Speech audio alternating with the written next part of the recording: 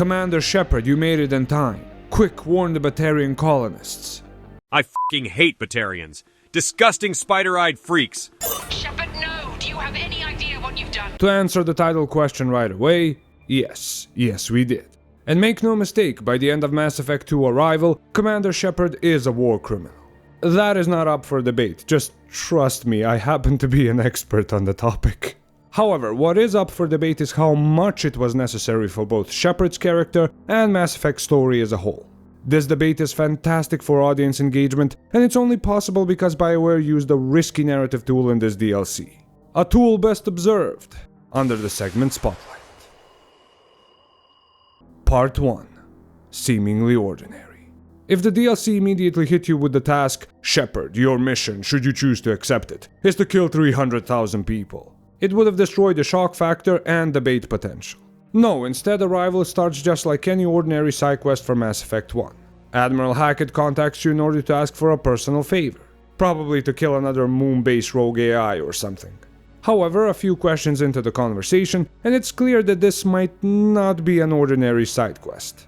Whoever this Dr. Amanda Kenson is, she apparently discovered irrefutable proof of an upcoming Reaper invasion.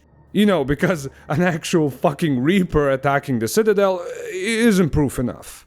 What do you think, Citadel Council? Ah yes, Reapers. The immortal race of sentient starships allegedly waiting in dark space. We have dismissed that claim. Admiral Hackett emphasizes that discretion is vital for this mission, and gives us the coordinates of a Batarian outpost on Erethoth, a planet in the Bahak system under control of the Batarian hegemony.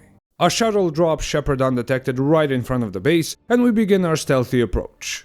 At least as stealthy as an adrenaline rush soldier can be.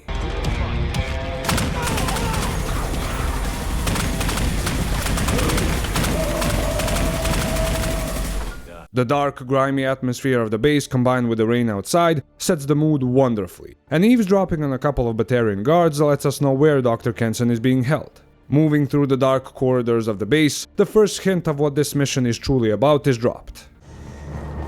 They wanted to slam an asteroid into the mass relay. If they even do that, what difference does it make? We caught them. Destroy a mass relay? One of the core elements of the Mass Effect universe? Probably just Batarian propaganda. After slaughtering our way through the base with great stealth, we finally get to what looks like the prison area. Checking several audio logs from the Batarian guards lets us know how Dr. Kenson was captured, and more importantly, what she was doing before that. We finally find the interrogation room, and it wasn't Batarian propaganda.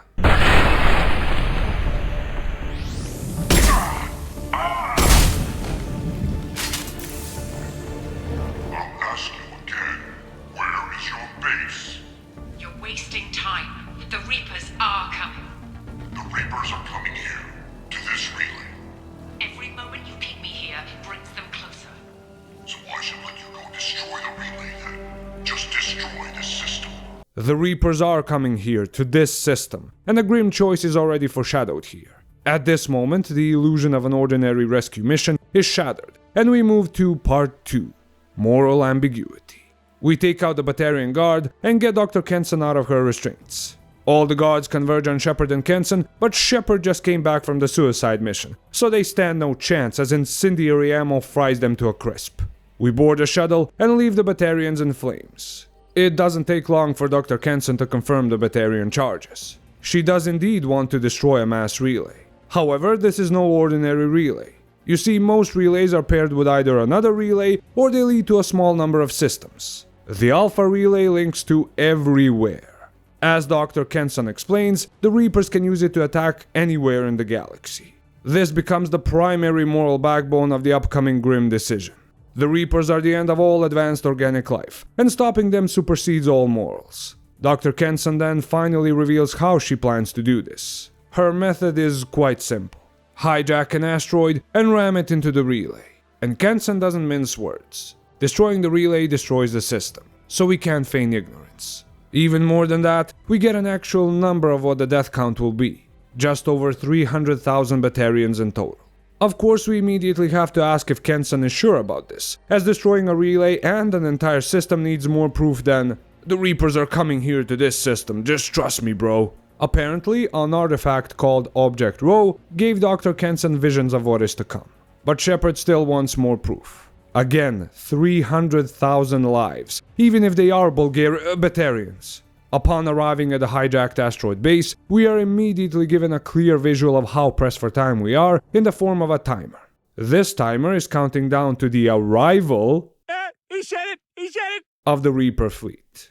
Apparently, the timer is linked to the pulses produced by Object Rho. The intervals between the pulses have been steadily decreasing, and once they become constant, the Reapers will be here. Now that is how you set the stakes. I fucking love stakes. But still, Shepard needs that final proof by examining Object Rho, so we move into the base with Kenson. Now a very short exchange between Shepard and Dr. Kenson adds some much needed relatability to her and her team. You see, they could have already launched the asteroid and destroyed the relay. But unlike reaction YouTubers, they have an actual moral compass. They were conflicted on the morality of the act. Just like Shepard, they try thinking of alternatives, but the conclusion remained the same. The Reapers will arrive in the Bahak system one way or another, but the Alpha Relay is their shortcut to the entire galaxy. The relay must go, and sadly so does the system. Finally, we reach Object Rho, and a brick-shitting moment happens.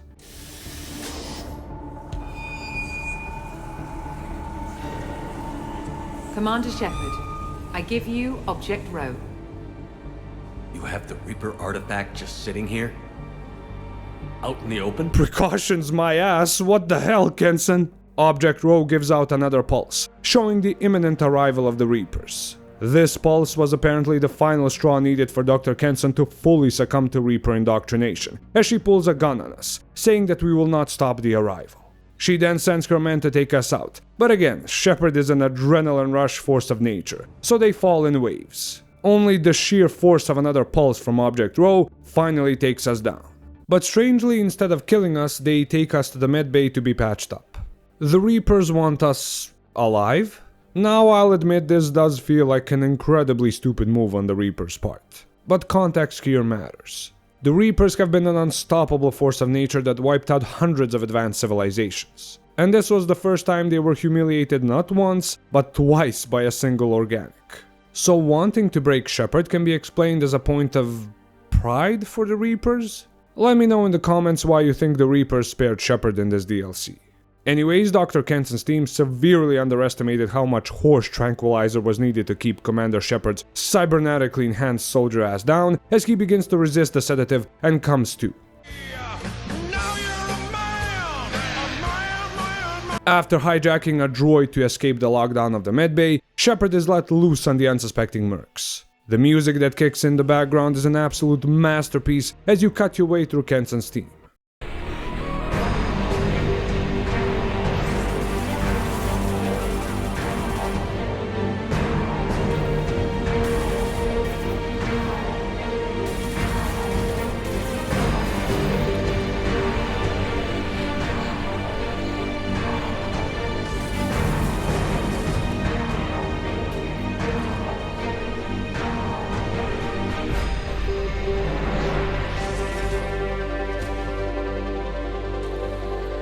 Now, this part isn't just impactful because of the music or the well-designed combat encounters, but rather because of the underlying context. You are fighting these mercs so you can kill 300,000 people. You are struggling to make sure an asteroid lands into one of the most ancient superstructures of the Mass Effect universe. That context alone gives more weight and tension to this DLC than the entirety of some modern games. This weight and tension peak as we reach the project control terminal, and then, for the last time in this DLC, we are reminded of what exactly the consequences of our actions will be.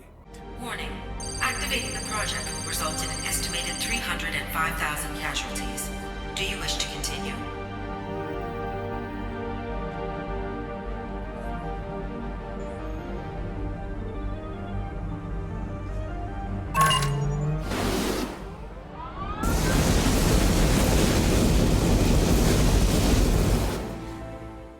And right after that, we get a character-defining choice for our Commander Shepard. The project will be completed one way or another. But what kind of a man is Commander Shepard? Does he already write off 300,000 Batarians as a lost cause, or does he try his best to give them a chance to flee? Let me know in the comments below which of these two options you picked. As for my Shepard, well, he is a renegade, with a heart of gold. Alert. All colonists living in the Bahak system. This is... Shepard, no! Do you have any idea what you've done? You leave me no choice. If we can't stop this asteroid, it must be destroyed. Tell me where to find Dr. Amanda Kenson. Dr. Kenson is traveling to the reactor core module. An ESO-core meltdown should do it. Because of you, everyone on this rock will be obliterated. Not if I get to you first. Part 3. Objectively Horrible Act. A second layer of tension is now added to this gameplay segment. We have to reach the Normandy and get out of here, but before that we have to stop Kenson from sabotaging the project. After stabilizing the reactor core, we have a final showdown with Kenson, and Shepard doesn't give her time to monologue.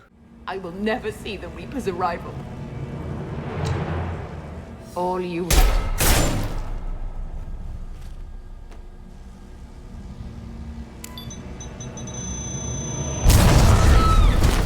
With Kenson's death, collision is imminent, and so is the death of an entire system. But we're still aboard this asteroid, and we need to get off ASAP. Since grenade explosions aren't great for communication systems, we have to reach the comm tower on the very outside of the asteroid. This brings us to, I think, the second or third most visually striking set piece of the Mass Effect trilogy. The Alpha Relay looms in the distance as the Project Meteor is hurling towards it, while Shepard takes on the last of the Project Mercs. Adding to the tension is a proximity bar in the bottom right of the screen. As the gunfire dies down, BioWare gives us a masterful reminder of why this had to be done. Whether your heart bleeds for the 300,000 Batarians, or you consider them vermin, the destruction of the Bahak system is no longer up for debate. Not after Harbinger shows up. I love the fact that even after agreeing to make such a huge sacrifice, Harbinger still belittles us, comparing us to dust struggling against the cosmic wind. Nevertheless, the option for Shepard to tell Harbinger and the Reapers to go fuck themselves in 3 unique ways always makes me smile, and calms my consciousness a little bit. With that interaction finished, the Normandy closes in on Shepard's location. All 3 parts, the seemingly ordinary start, the moral ambiguity of the plan, and the inevitable objectively horrible act, lead us to this absolute peak of a moment. Shepard dashes for the Normandy, and makes it just in time. We see the Normandy use the Alpha Relay for one last time. Now it's time for me to shut up so that we can enjoy this moment after all that build-up, and truly appreciate the impact of this underrated DLC.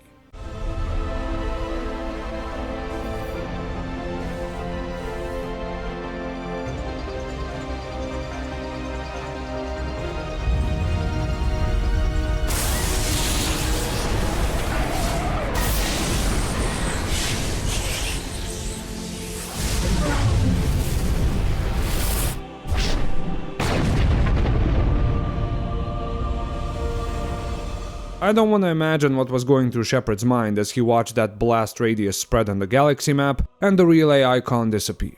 Well, unless you're playing a full renegade who hates Batarians, then I guess it's just pure glee. One last epic moment is left as a treat for us, and that's meeting Admiral Hackett in person for the first time since the Mass Effect trilogy began. If you want, you can ask questions about both the Batarians' reaction to this and the reason for Admiral Hackett's presence here. Although a relatively short conversation, the option to define your Shepard's opinion on what just happened is the cherry on the cake of this amazing DLC. It's not just a decision that's brushed off under the rug, and by what Admiral Hackett is saying, Shepard will have to go to Earth for trial and face the music. One day. Do whatever you have to do out here. But when Earth calls, you make sure you're there with your dress blues on, ready to take the hit. In the meantime, you keep this. I don't need to see a report to know you did the right thing. Yes, sir. You've done a hell of a thing, Commander.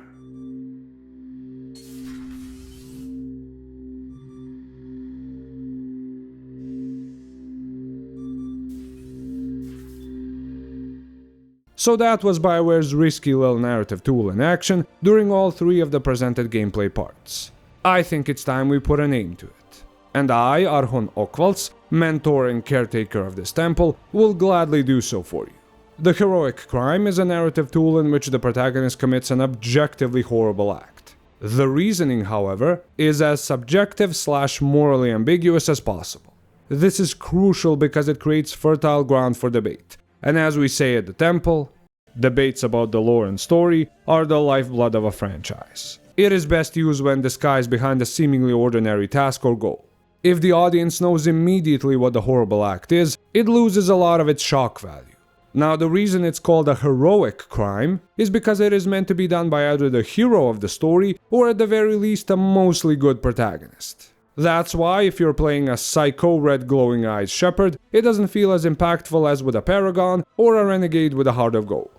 Another great feature of the heroic crime is that it's a completely universal narrative tool.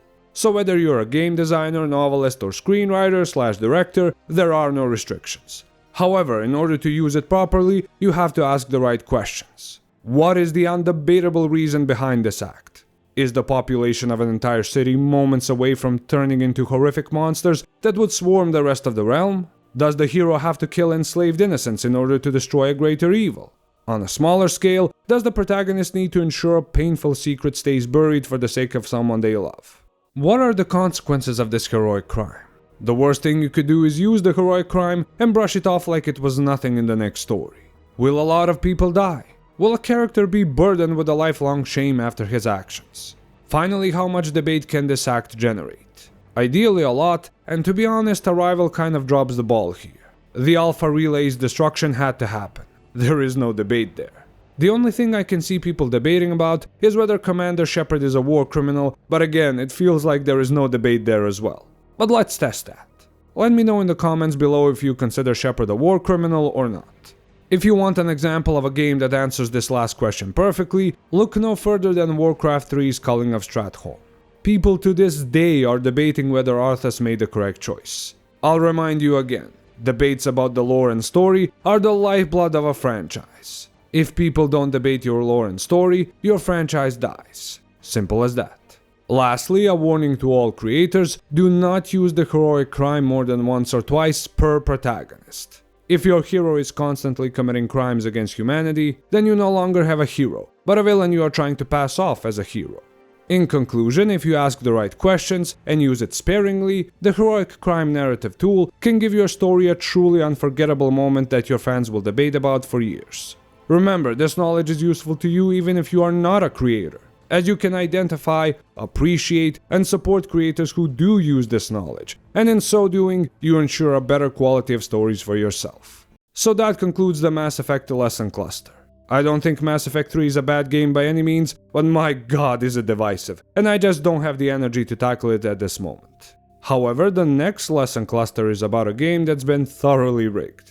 If you have any examples of the heroic crime being used across different media, please share them in the comments below. Anyone who watches until the end, and then ideally shares their own knowledge, is a goddamn temple legend in my eyes. And it puts a smile on my face every time I see different knowledge and perspectives shared in the comments. For that is the purpose of the temple, to gather knowledge scattered across the gaming world. Speaking of, if this was your first video, feel free to enjoy the rest of the Mass Effect lesson cluster. Thank you for your attention, Temple Legends. I wish you a safe path down the mountain, and I'll see you next time in the temple.